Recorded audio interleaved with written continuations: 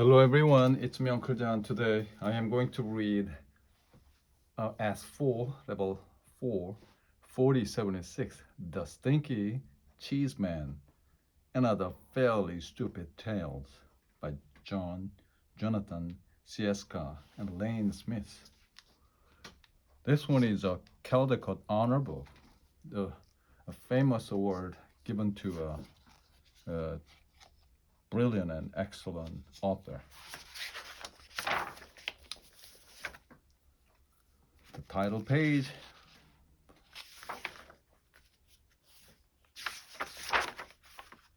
Once upon a chicken Licken. Once upon a time, chicken Licken was standing around when a piece of something fell on her head. She wasn't the brightest thing on two legs, so she started running around in circles, clucking. The sky is falling. The sky is falling. We must tell the president. Chicken Licken ran to a friend, Ducky Lucky, and clucked. Ducky Lucky, Ducky Lucky, the sky is falling. The sky is falling. We must tell the president. Let's go, quacked Ducky Lucky. Chicken Licken and Ducky Lucky ran to their friend, Goosey Loosey, and yelled, Goosey Loosey, Goosey Loosey, the sky is falling. The sky is falling. We must tell the president. Let's go, honked Goosey Loosey. Chicken Licken, Ducky Lucky, and Goosey Loosey ran to their friend, Cocky Lucky, and yelled, Cocky Lucky, Cocky Lucky, the sky is falling, the sky is falling. We must tell the president. Let's go, crowed Cocky Lucky.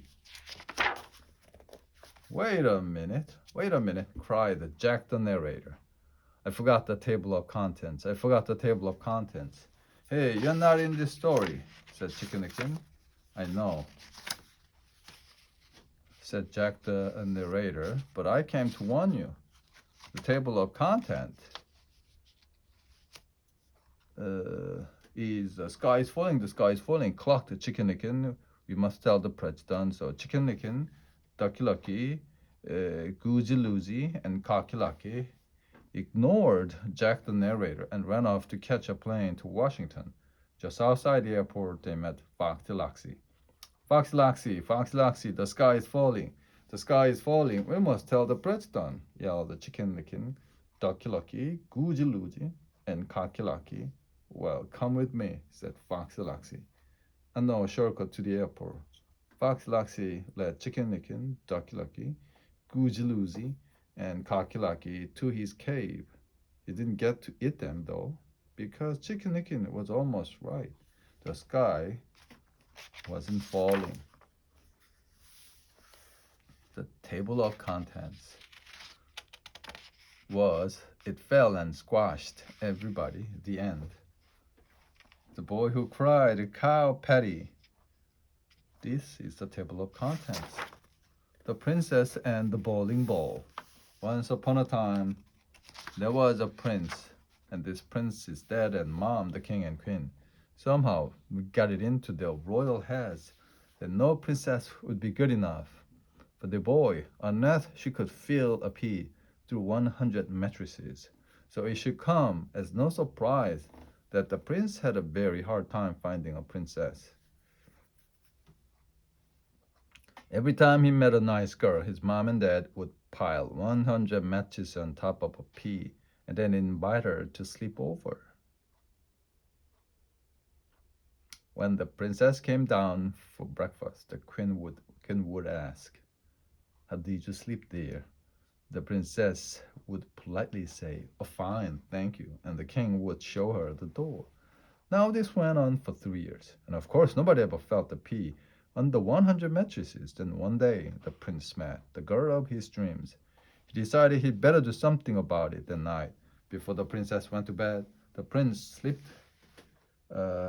his bowling ball under the 100 mattresses. When the princess came down for breakfast the next morning, the queen asked, how did you sleep, dear? This might sound odd, but I think you need another mattress. I felt like I was just sleeping on a lump as big as a bowling ball. The king and queen were satisfied. The prince and princess were married, and everyone lived happily. though maybe not completely honestly ever after. The end.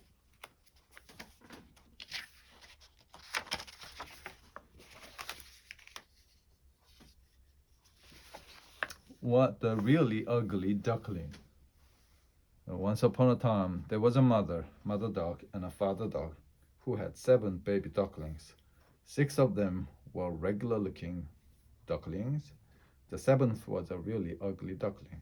Everyone used to say, "What a nice looking bunch of ducklings." All except that one. Boy, he's really ugly. Really ugly duckling heard these people, but he didn't care. He knew that one day he would probably grow up to be a swan and be bigger and look better than anything in the pond.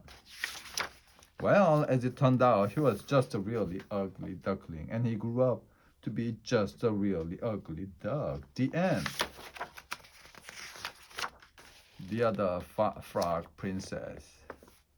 Once upon a time, there was a frog. One day, when he was sitting on his lily pad, he saw a beautiful princess sitting by the pond. He hopped in the water, swam over to her, and poked his head out of the weeds. "Pardon me, a beautiful princess," he said in his most sad and pathetic voice. "I wonder if you could help me."